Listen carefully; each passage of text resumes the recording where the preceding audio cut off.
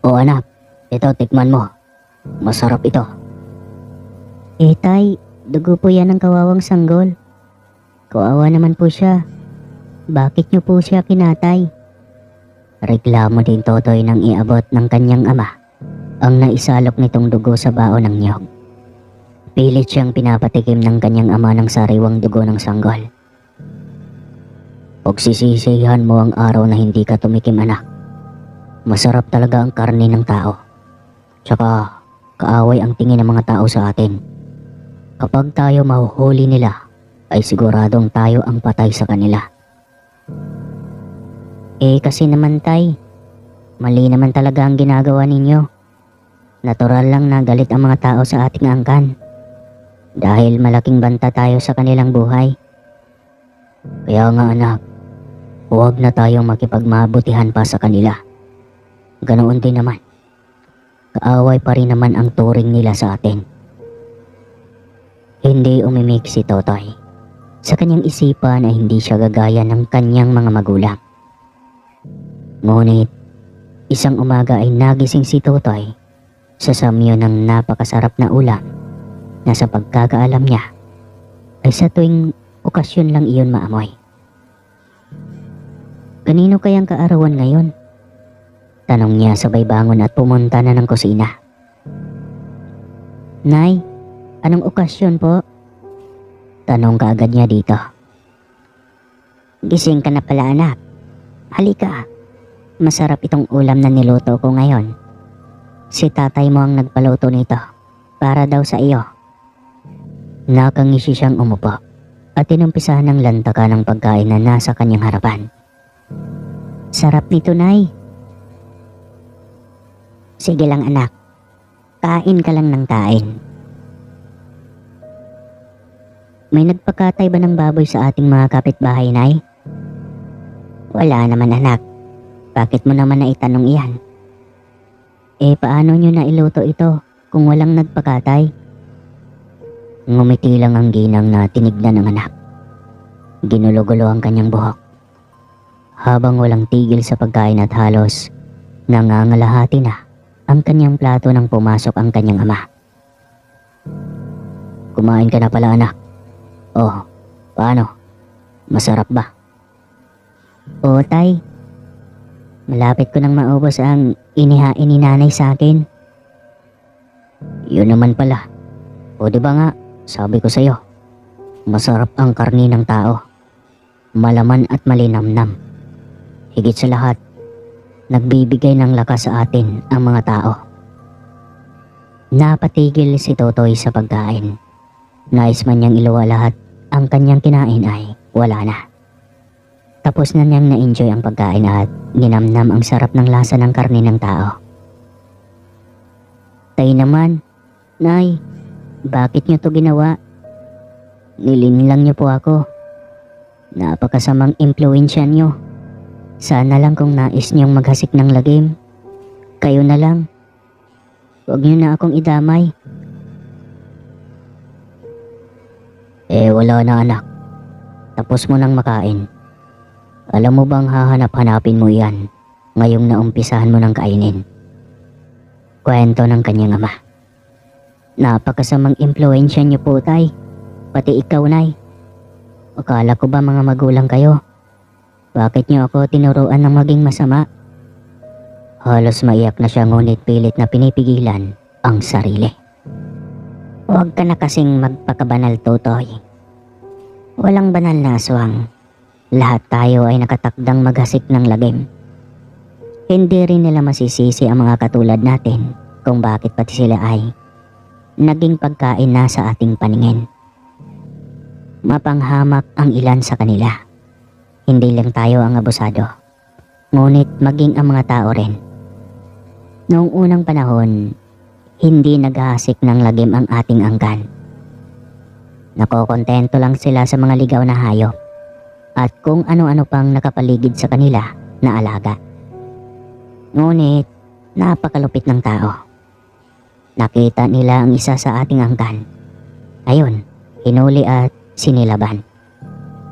Anong laban ng isa sa isang buong baryo? Biglang nagkarirahan ang luha sa mga mata ng kanyang ama. Nasasaktan itong alalahanin ng nakaraan. Ang ina pala ng kanyang ama ang ikwento ng kanyang asawa kay Totoy. Dati ay naririnig lang ito ni Totoy sa mga kwento ng mga matatanda. Dati iyon, noong hindi pa niya alam na sila pala ay aswang din. Masakit din iyon para kay Totoy. Lola kasi niya iyon. Ngunit iyon ay parte na lang ng kanilang nakaraan. Isa sa mga konsekwensya ng pagiging lahing aswang. Ngunit hindi naman sana solusyon ang paghihigante. Ngunit hindi rin niya mahuhusgahan ang kanyang ama. Katulad niya ay isa rin itong anak. At masakit na isipin na mawala ng mapag-arugang ina. Lalo na at brutal ang paraan ng pagpatay nito. Simula noong araw na iyon ay tila nga iba na ang hanap ng kanyang hininga. Laging may nais siyang maaamoy na ulam na hindi niya maintindihan. Hanggang sa hindi na niya matiis pa. Nay, iluto mo naman ako ng ulam na katulad noong 1 linggo na luto mo. Pakiramdam ko kasi ay lalagnatin ako at iyon ang magpapalakas sa akin. Hiling niya sa kanyang ina.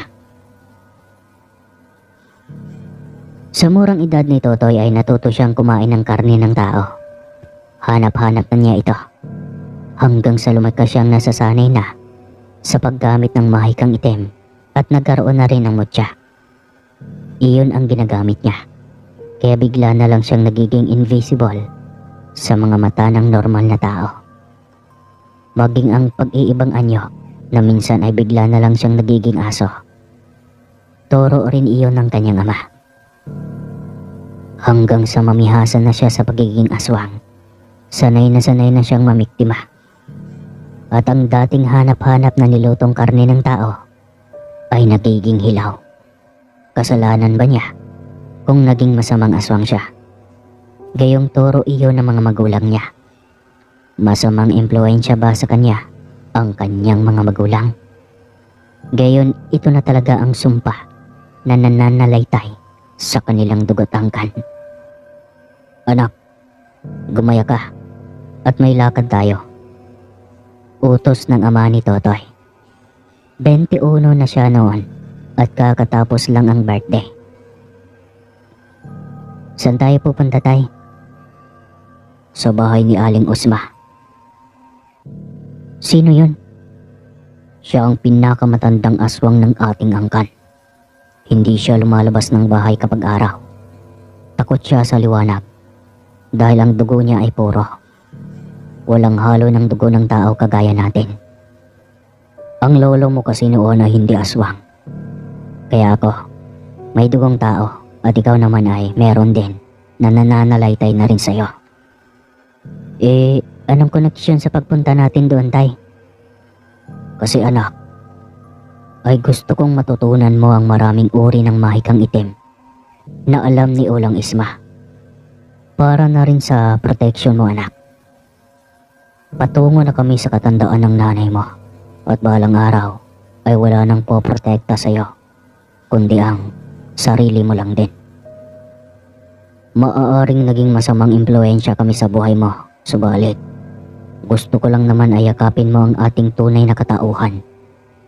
Ganito na tayo. Nananalaytay na sa ating dugo ito.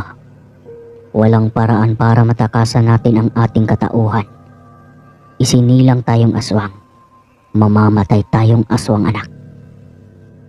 Masakit iyon sa pandinig ni Totoy. Wala siyang ibang hiling kundi simpleng buhay. Subalit paano maging simple kung doble kara ang kanyang katauhan.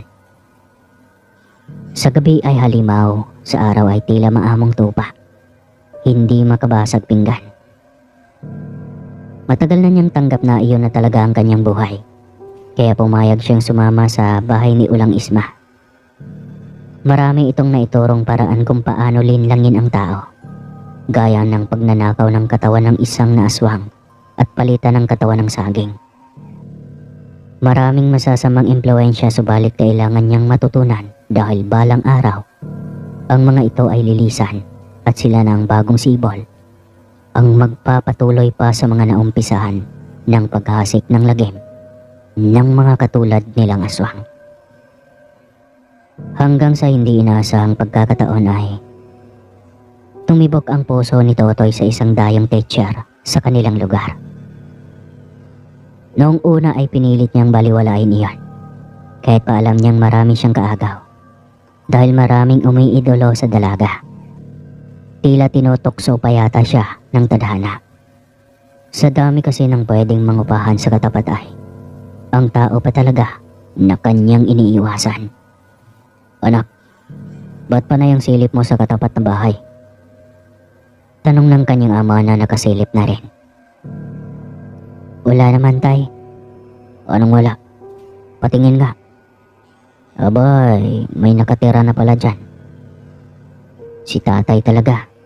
Bahay kaya iyan, kaya malamang may titira talaga dyan. Sa bagay, anak. Pero bakit parang interesado ka sa nakatira dyan? Dalaga siguro ano? Tay naman, hayaan mo na nga. Masyoso talaga tong si tatay eh. Abay anak, kung dalaga at nagugustuhan mo ay pwede natin yan gawa ng paraan. Paraan? Paano? Oo anak, pwede natin gawa ng paraan, gaya ng panggagayuma. Abay kung gusto mo ang babae at atubili kang ligawan ay gayumahin natin. Itong si tatay talaga, masamang impluensya. Ay anak, ayaw lang kitang pahirapan.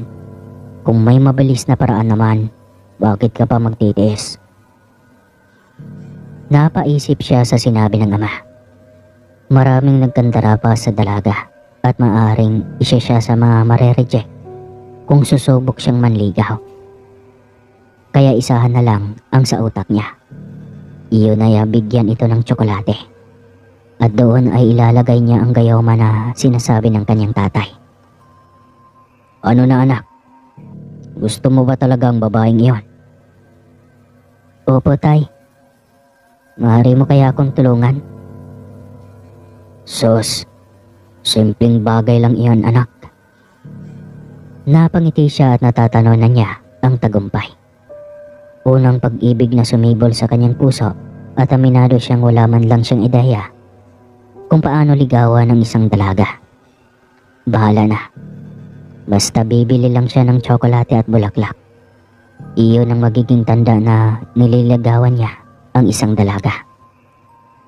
Kinabukasan ay pumunta siya sa bayan para bumili ng kalidad at mamahaling tsokolate. Masaya siyang umuwi bit-bit ang isang kahon. At kahit may kamahalan na hindi siya nasasayangan sa pera. Dahil bawing-bawi iyon kapag mapapasagot at magiging naubyanan niya ang babae.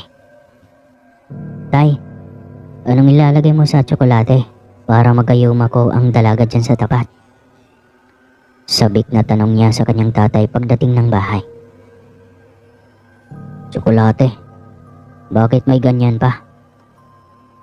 Siyempre tay, para maramdaman din nila na talagang pinapahalagan sila. Sus, Ginoo. Yung sa amin naman noon ay konting harana lang ay ayos na. Tsaka hindi pwedeng dyan sa tsokolate ang gayuma. Bakit naman tay? Hindi nasayang pa yung pera ko. Hindi ka kasi nagtatanong anak eh. Pabango yung gayuma natin, kaya sa katawan mo ilagay. Hindi sa tsokolate. Pero ayos na rin. Bigyan mo siya ng tsokolate. Ay ba may malaking appreciation iyon. Dahil galing sa iyo na manliligaw niya. Dagdag puntos ba? Pambihirang aswang to, may kasama pang English. Mas lalo siyang nanabik na manligaw sa dalaga. Kasi nakakasiguro siyang hindi siya mababasted. At hindi niya ito makakalimutan. Nagulat pa ang dalaga ng pagbukas nito ng pinto ay siya agad ang bumungad. Napapikit ito nang maamoy ang kanyang pabango. Kaya alam niyang unti-unti nang tumatalab ang gayuma sa kabuuan ng dalaga. Nang imulat nito ang mga mata ay nakangiti na ito sabay sabi na,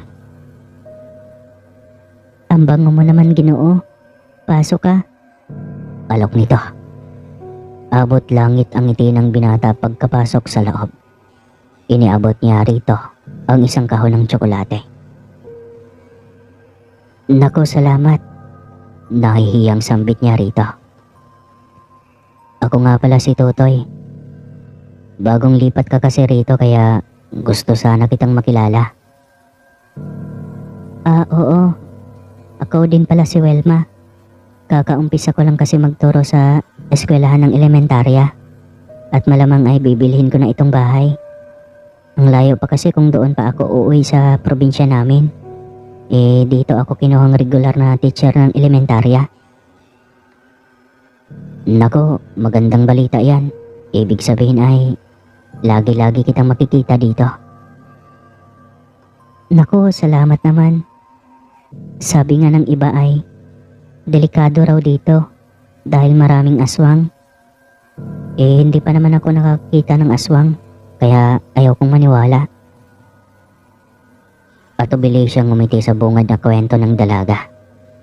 Hindi siya sigurado kung siya ba ang pinapatamaan nito o sadyang nagkataon lang na may nakapagsabi na may pamilya ng aswang sa kanilang lugar.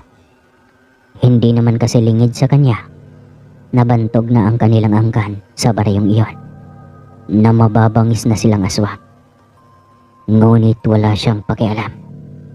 Wala namang may nakapagpatunay na totoong aswang sila maliban sa kanilang sarili dahil sila lang ang nakakaalam ng kanilang katauhan. Ang iba ay puro haka-haka lang. Siguro kung sa lugar ng papa niya dati ay doon huling-huli sila.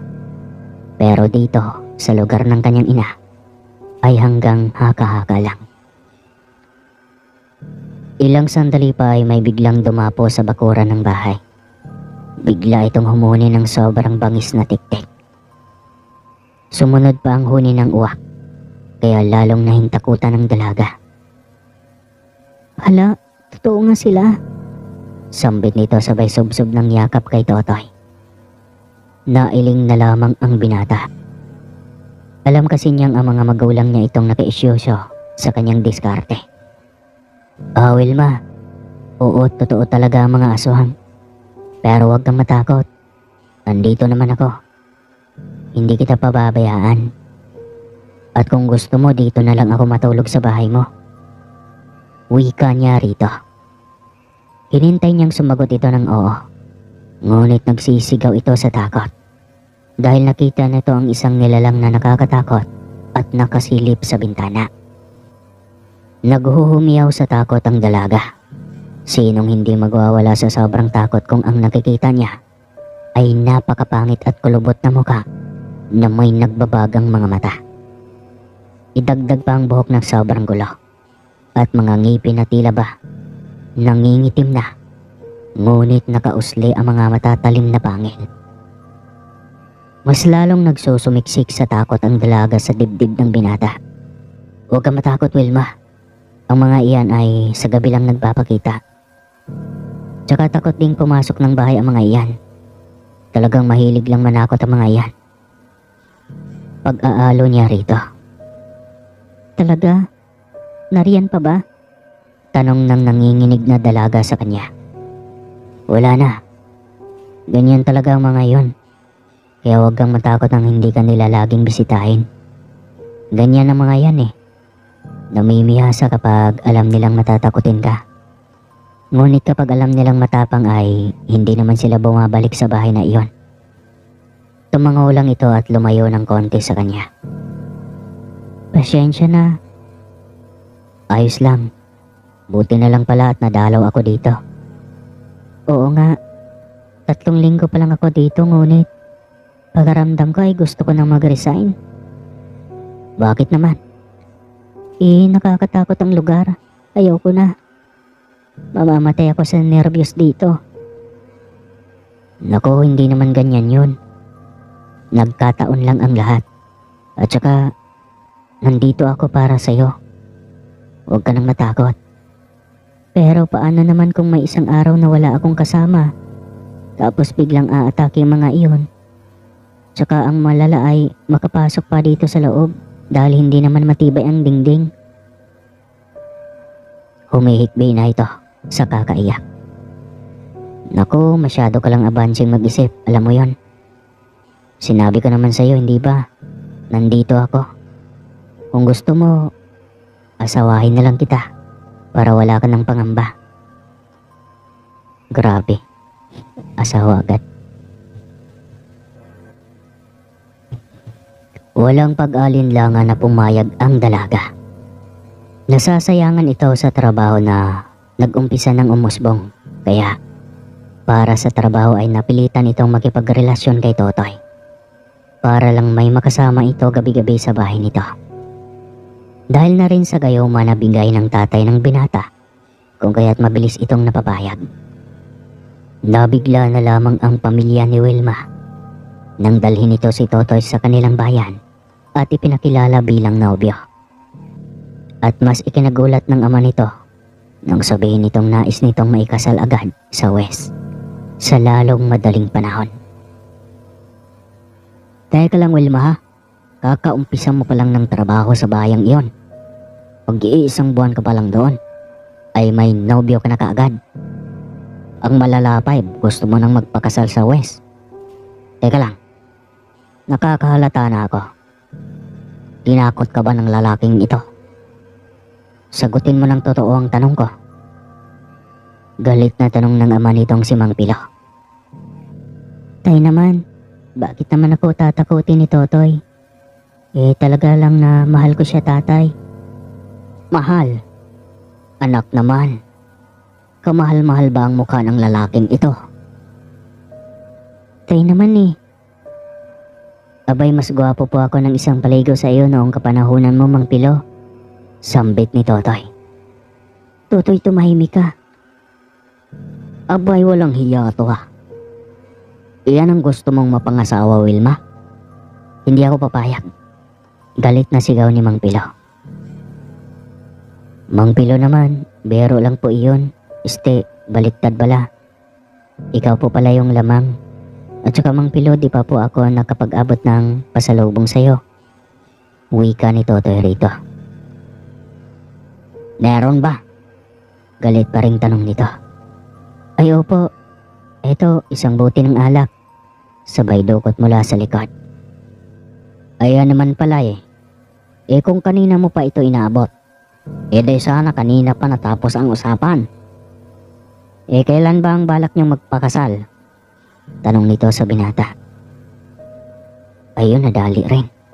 Isang boteng alak lang naman pala ang katapat. Bubulong-bulong sa hangin na sambit ng binata. May sinasabi ka ba? Singhal ulit ni Mang Pilo sa kanya. Baging si Wilma ay nagulat sa ama. Ay, wala po Mang Pilo. Nakalimutan ko lang ibigay pala sa'yo. Ito mamahaling alahas. Para talaga ito sa'yo. Sabay abot ng kahon na may lamang relo na binili lamang niya ng 500 noong magpunta siya minsan sa syudad. Ayun, galante naman pala itong mapangasawa ni Wilma. Yayamanin. Magkano ba itong relo na ito, Totoy? Ay, 30,000 lang ho ang nabili ko niyang Mang Pilo. Murang-mura. 30,000? Nako, 6 na ektaryang lupain na ang katumbas nito. Nako, pagkamahal-mahal ng gamit na ito. Itatago ko na talaga ito, Totoy. Maraming salamat sa'yo. Kung hindi ka pa dumating sa buhay ni Wilma ay di ko pa mararanasang magsuot ng ganitong alahas. Ay, walang anuman ho, Mang Pilo. Ang mura palang lupa dati. Ay, bakit naman Mang Pilo? Diba dapat tatay na? Ayun, sabi ko na nga ba? Sambit ni Totoy. Walang anuman, tatay. Nakangising wika niya pa rin. Noong sila na lang ni Wilma ay tinanong ng dalaga kung talaga bang tunay na mamahalin ang relong suot ng tatay nito na bigay niya. Pasensya na Wilma, ang totoo ay 500 piso lang ang binili kong relong iyon. May pagkamahal din. Ako naman, Totoy, bakit mo pinaasa ang tatay na mamahalin ang bagay mong relo? Yari na. Papaano kung susubukang isang lan yun? Hindi patay tayo. Pati ako madadamay pa. Kasi naman mukhang ayaw niya sa akin kaya ginawan ko na ng paraan. Ikaw talaga. Halika na, matulog na tayo. Kailangan nating agahan ng pag-asikaso ng mga papeles para maikasal tayo kaagad. Baka mauna pang mabisto ni tatay na peke ang relong bigay mo. Naku, baka mapurnada pa ang kasal natin. Huwag naman sana, Wilma. Nag-aalalang wika niya. Ngunit tila umayon din sa kanilang tadhana. Mabilis na naasikaso ang mga papeles, kung kaya't naikasal sila kaagad. Sabi ko na sa'yo, epektibo ang ginawa nating panggagayuma kay Wilma. Kita mo na, wala nang ligawan pa. Diretso kasalan na agad. Tayo naman, tumahimik kayo at baka marinig tayo ni Wilma o ng iba niyang pamilya. Hindi na nga ito umimik. Maging ang ina niya ay tahimik lang sa isang tabi. Masaya ang mga ito subalit malungkot rin. Ordinaryong babae ang pinakasalan niya kaya malamang ay kailangan niyang laging magtago tuwing kabilugan ng buwan. Hindi nga lang sila sigurado kung hanggang kailan maitago ni Totoy kay Wilma ang kanyang pagiging aswang. Gayong asawa na niya ito at kasama sa bahay. Naging usap-usapan sa buong baryo ang balitang biglang ikinasal sina Totoy at Wilma. Malamang ginayuma ng aswang na iyon ang kaawa-awa at inosenteng guro. Napaka-imposible namang pumayag agad. Kakikilala lang yata nila. Puna ng isang ina. Kapitbahay nila ito at estudyante ni Wilma ang isa sa mga anak nito. At malinaw na narinig ni Wilma ang sinabi ng ginang tungkol kay Totoy.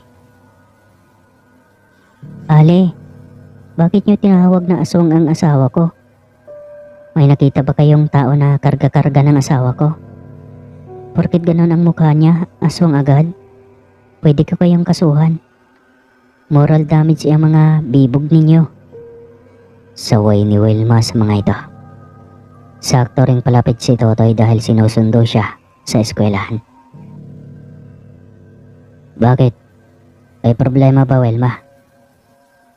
Ang mga ito, ang tatanda ay walang respeto. Tawagin ka ba namang aswang? Kesyo, ginayuma mo lang daw ako. Kaya ako nagpakasal sa'yo. Hindi siya nakaimik at sinamaan ng tingin ng mga alin na halatang takot sa kanya nang makitang galit siyang nakatitig sa mga ito. Hayaan na natin ang mga yan, Wilma. Ganito talaga sa bukid, maraming chismosa. Wika niya sabay hila na ng kamay ng asawa. Habang pauwi ay nagngingit-ngit sa galit ang dibdib ni Totoy. Humanda kayo sa akin. Ipapahamak niyo pa talaga ako sa asawa ko, ha? Sambit ni Totoy sa kanyang isipan. Dati wala siyang pakialam sa kanyang paligid.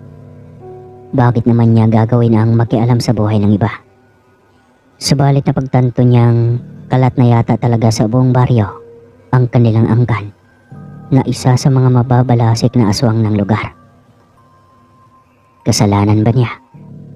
Sinubukan naman niyang mamuhay ng bilang tao. Talaga lang na hindi pwede. Kasi ang aswang ay habang buhay ng aswang. At hanggang kamatayan ay kanila pa itong pagdusahan sa linaw ng kadagat-dagatang apoy. Kakain siya at sa hindi ng buhay na tao ay hindi na rin naman malilinis ang sarili. Nakagawa na rin siya ng pagkakamali at ilang beses na. At malamang ay isusunod niya ang mga tsismosang iyon. Humanda kayo. Gaya ng sinabi ko, hindi ako maawa kahit anong gagawin niyong pagmamakaawa. Sambit niya sa sarili. Ang tahimik mo naman, Totoy. May iniisip ka ba? Tanong ni Wilma. Wala naman. Tipid na sagot niya. Pagdating ng bahay ay tahimik pa rin siya Tulong-tulong silang dalawa sa pagluluto ng kanilang hapunan. Pagkatapos ay nagpahinga na. Hinintay lang naman ni Totoy na makatulog ang asawa niya. Re-rest back na siya sa mga taong naisirain ang kanyang pangalan, maging ang kanyang mga magulang. Totoo sana ang chismis ng mga ito, pero hindi naman sila namimiktima ng kabaryo, at lalong hindi nila pinatos ang mga malulusog na tao. Madalas ay mga sakiting matatanda at bata lang, at kung may mga buntis man silang minsang inaaligiran, ay tanging pag-aamoy lamang ang kanilang ginagawa. Nang makasiguro na tulog na ang asawa ay tsaka lang siya bumangon at nagpunas ng langis. Oras na para patahimikin ang bibig ng mga taong walang alam gawin kundi ang manira. Tumalon siya sa kanilang bintana at patakbong pumunta sa bahay ng Ali na nais sumira ng kanyang pagkatao. Saktong alas 10 ng gabi nang lumabas ang Ali para iihi, nang makasalubong siya nito bilang aso. Che! Pagtaboy nito sa kanya. Che pala ha, pues itong sayo. Sabay lundag sa dibdib ng Ali. Bibig sana ang dadakmain niya dahil masyadong namimihasa na sa pagiging chismosa. Kaso ay yung baba ang naabot niya at nakagat. Kaya ito ang halos maputol ng kanyang kagatin. Hinang-hina ito nang bumagsak sa lupa. Tumagas ang maraming dugo mula sa mga sugat nito. Bagay lang sa'yo yan. Kasi masyadong chismosa yung bibig mo. Buti nga, hindi pa kita pinapatay. Pero sigurado kong masahaba pa yung nguso mo. Aniya, sabay patakbong iniwan ito. Palabas na rin kasi ang asawa nitong konsentidor. Ayos na sa kanya iyon. Nakaganti na siya. Siguro naman, magtatanda na ang mga kasamahan mong iyon. Oras na makita nila ang kalagayan ng mukha mo, Aling Dolor. Ayan, chismis pa. Aniya, sabay iling. Hindi niya kailangang magtagal sa labas ng bahay at baka magising si Welma at magduda. Kinabukasan ay agad na lumaganap ang balita. Hanggang sa halos laganap na ito sa buong baryo. Ang pag-atake ng dambuhalang aso sa isang ali na talagang ikinamatay nito sa huli. Marami ang nabahala, duda agad ng karamihan ay aswang, kaya marami ang takot na lumabas sa gabi. Naging mabenta ang arinola na tinda ng isang ali. Ayos na rin ang ganito para kay Totoy. Wala nang gagabihin sa daan dahil lang minsan sa pagchichismis. Siguradong takot na mga itong lumabas ng bahay. Kawawa naman ng babaeng iyon, Totoy. Kailan ko lang iyon nakita sa eskwelahan na ipinagchismis ka pa. Puna ni Wilma. Ganoon talaga. Basta pakialamera sa kapwa ay may aabutin talagang karma. Sobra din naman iyon. Grabe, totoo yata na hindi basta aso lang ang umatake doon. Aswang nga yata talaga. Naku, nakichismis ka na rin. Huwag ka na ngang sumali pa sa isyong iyon. Hayaan mo na kaya at tapos na rin naman ang bagay na iyon. Sa bagay nga naman, tanging sambit ni Wilma. Araw ng Sabado. Kakatapos lang nilang kumain ng tanghalian nang may dumating na bisita sa kanilang bahay. Binuksan agad ni Wilma ang pinto nang kumatok ito. Nay, buti naman at napadalaw kayo. Nakangiting wika ni Wilma. Oo anak, may kailangan ng tatay mo sa asawa mong si Totoy. Kay Totoy ho? Bakit? Hayop ang asawa mong iyan anak. Sabat ng ama nitong bigla na lang sumipot mula sa likuran ng asawa. Tay, napano yung mukha mo ba't puro kapasa? Pumasok na muna kayo. Pumasok din ang mga ito at saktong paglabas ni Totoy mula sa kanilang kwarto na sinusuot ang damit. "Nay, tay," sambit niya. "Ayop ka, manloloko ka." Galit na bulyaw ng ama ni Wilma sa kanya. "Ay, bakit ho? Tay, kalma lang. Akala ko ba okay na sa'yo si Totoy?" Sumbat ni Wilma sa ama. "Anong okay? Nabugbog ako dahil sa kalokohan ng hayop na ito. Tapos okay? Hindi okay. Manloloko ito. Scammer." "Anong sinasabi mo, tay? Hindi ko pa kayo maintindihan." Kunot nung tanong ni Totoy. "Eto, naalala mo to. Nabugbog ako dahil sa relong ito.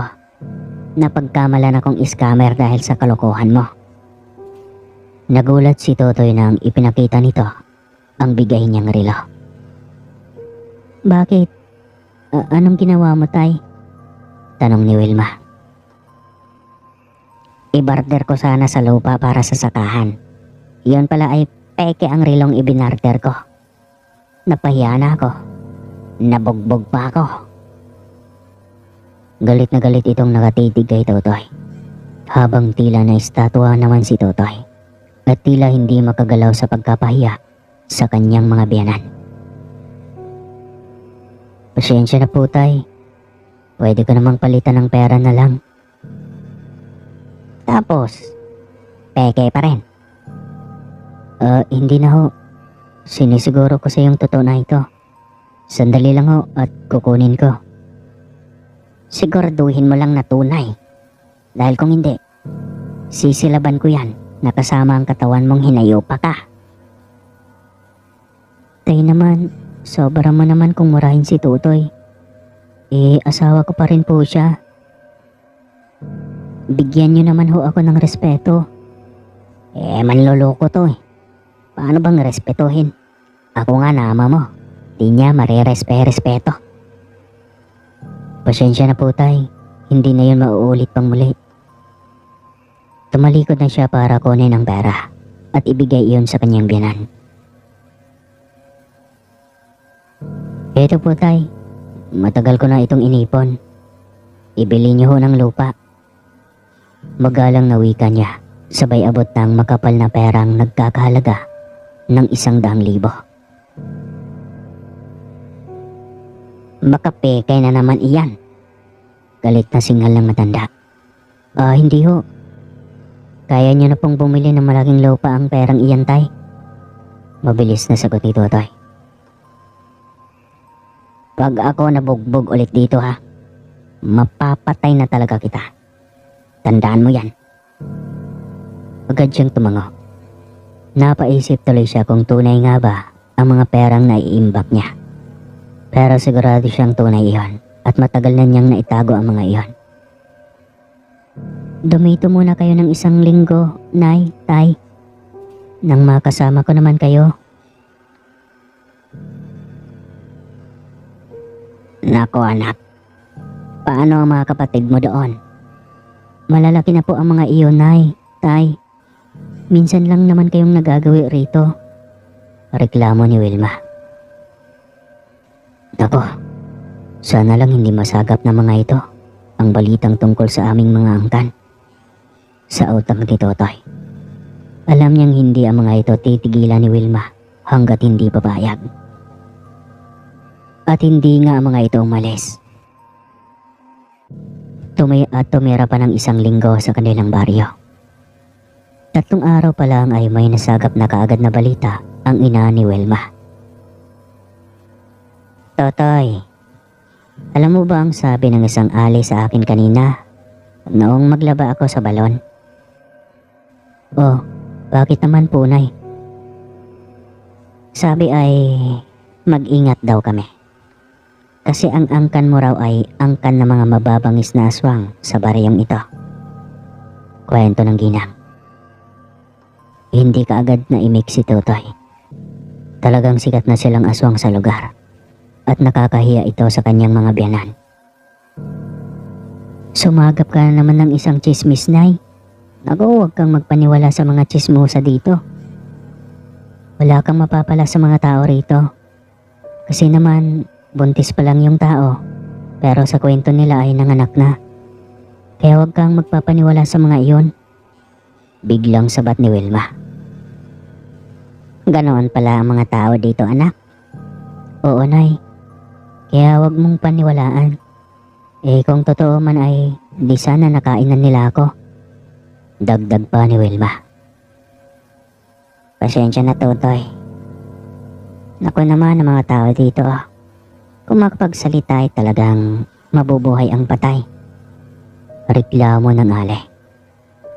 Kaya nga po, Nay, huwag kayong maniniwala. Napangiti si Totoy sa asawa sa pagdepensa nito sa kanya.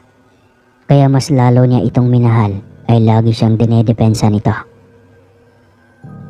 Kahit pa napailalim ito ng kanyang gayuma, ay tila ramdam naman niyang totoo ang pagmamahal at pag-aaruga nito sa kanya.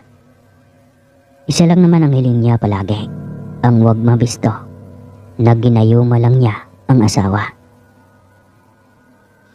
Sakali mang malaman ito, hiling niya ay sana ay may anak na sila na siyang magbubuklod sa kanila. At sana ay matututunan siya nitong ibigin na hindi lang dahilan ang gayuma. At hanggang dito na lang po ang kwentong ito. Wakas ng kwento. Maraming salamat po sa pagtangkilik nyo ng Sindak Stories. Hanggang sa muli.